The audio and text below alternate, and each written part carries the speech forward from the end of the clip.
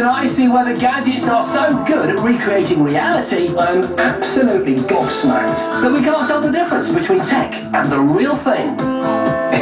It's real or not? John digs out his pumps and gets himself all sweaty with Matt Willis. Testing the latest workout games. Holly heads to the States to try out one of the most incredible forms of transport you've ever seen.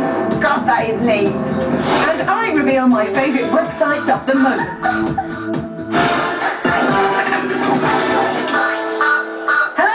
Welcome to the Gadget Show. We really have got some fascinating stuff here this week. Somewhat of an experiment in which we're trying to see if technology has got to the point where it's emulating real life so well that it's almost impossible to tell the difference. And the results that we come up with, I reckon, this is me by the way, I'm real, are fascinating. Just checking.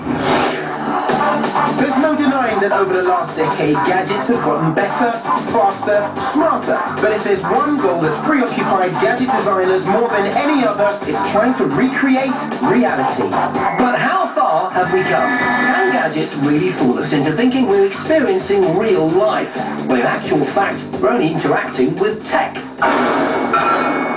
Well, to find out, we embarked on a series of tests, starting with sound. And the perfect person to help us with our tests was Mr. John Bentley. Now, our task is to reproduce as clearly as we can in this theatre a recording of a vocal performance and then distinguish it from a real human performance. Jason and Otis would be blindfolded and played two pieces of music in this large theatre. One recorded using high-end audio tech and one live. Meet our special guest. Oh, And for the performance, I'd recruited Joe McElderry, the Geordie's voice of an angel, an X Factor winner who took his debut single, The Climb, to the top of the charts.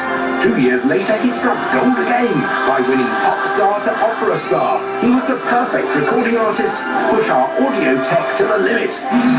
as our challenge required not only to play back the sound but record it too, we had to make sure we did so in the highest possible quality.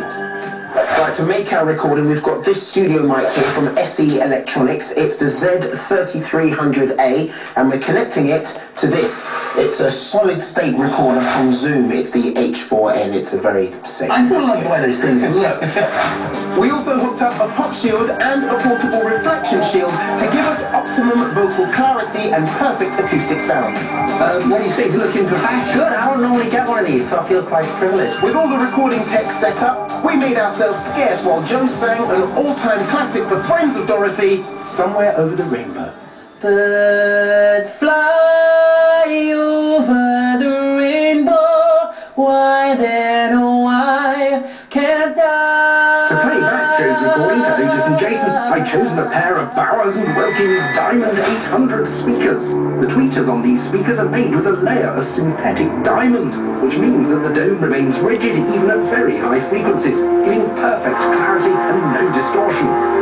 To make sure the theatre was set up correctly, I'd recruited former opera singer and all-round audio wizard, John Oakman, to give me a hand.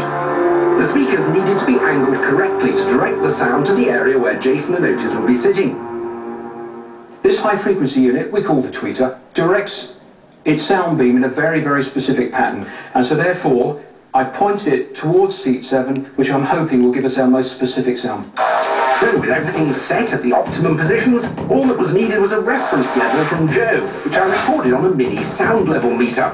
Someday I'll wish upon a star and wake up where the clouds are far behind. This would capture the precise volume at which Joe was singing. Then I could set the speakers to play back his recorded track at the exact same levels. Excellent, thank you very much, Joe. The stage was set. Otis and I were led to our seats. It was crunch time.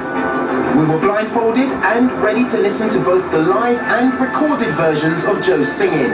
But would we be able to tell the difference? Blindfolds on, please. First up, it was the recording of Joe, played through the B&W Diamond 800s. Birds fly over the rainbow, why then, oh why can't I?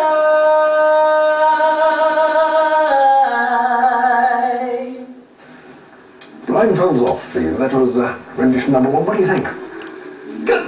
That was really of all. I'm like a teenage girl. I want you.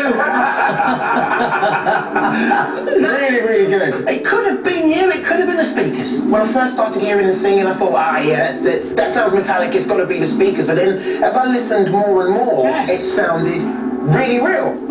Well, blindfold's back on then. Okay. And then it was time for the real deal. Joe McElderry live on stage. Somewhere over the rainbow, bluebirds fly. Just amazing. Had I not had the opportunity to listen to Joe live and Joe recorded, I would not be able to if you told me this is him singing live, I would have gone with it. Yeah. But I'm able to contrast the two. Yeah.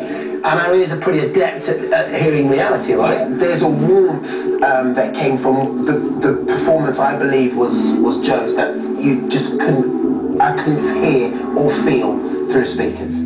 So, have the chaps figured it out? Okay. I believe that the real Joe sang second. I concur. I believe Joe sang second.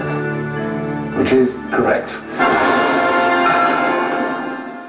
Fascinating stuff. Yeah. Is it fair to say, do you think, that if you'd only heard this, that you would have been fooled into thinking that that was Joe McElderry singing? Yeah, if someone had told me that, come and listen to Joe McElderry, Yeah. I'd have said, why are you putting a blindfold on me? But, yeah, I found it very, very difficult. I mean, aside from the superb quality of the reproduction equipment, I think the most heartening thing is that this recorder, which is so affordable, can produce such good quality results. Yeah, I mean, Joe is a star, but the Zoom is the other star. That's part of the challenge, because this is affordable technology, and you could use this in a home studio environment, interviewing, podcasts. Yes, a professional finish. Yeah. And the great thing is there are more stars to come in this challenge, because there are 2 more tests, one with artificial intelligence and one with visual, with fascinating results.